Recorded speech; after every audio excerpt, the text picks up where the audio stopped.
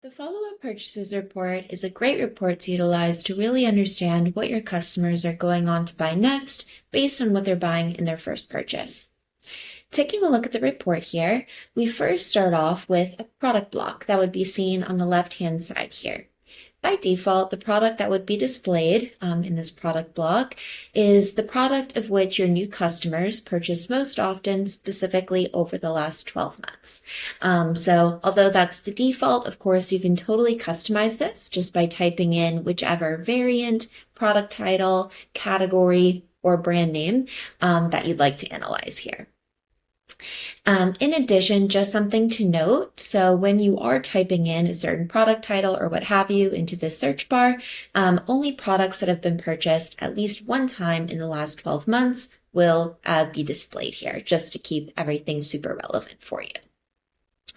But maybe to take a look at an example here as to how the report is working. So based on the product that you determine on the left-hand side here, which would specify that this product has been included in the customer's first purchase, we're then able to understand of customers that purchase the black slouchy jumpsuit, for example, in order 1, of those customers that have made it to their second purchase, what are those customers most often buying next in order 2?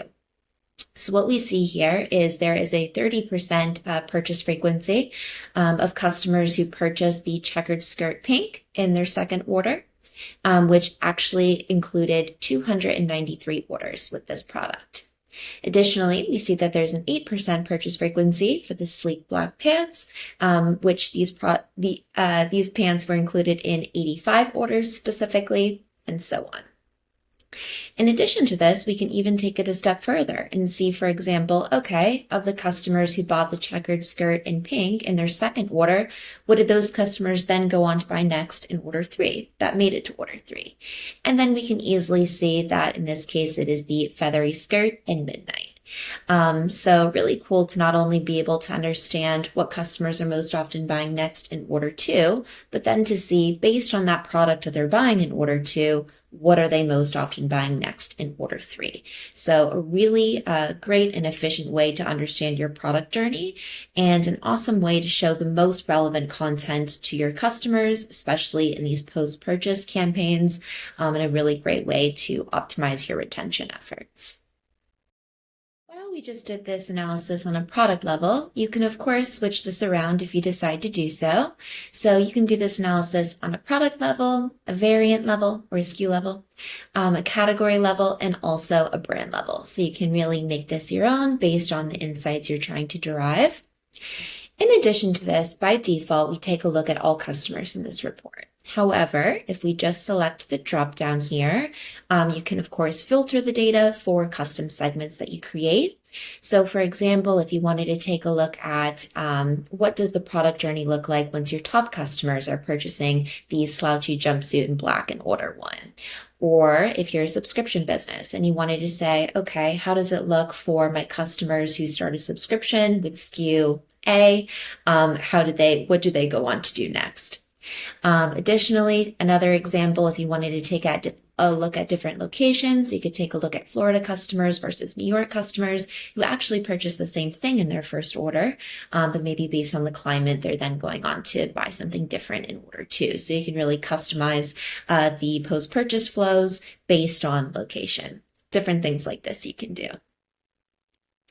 In addition, you can change the time period. So by default, we take a look at the last 12 months. However, if you wanted to take a look at all time data, you can easily do this as well.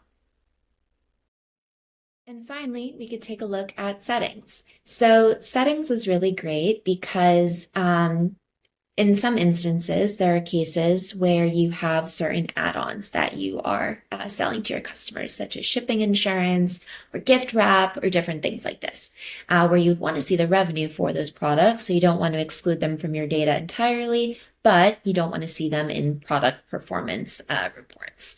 So if we click into settings here, we can then navigate over to define order extras.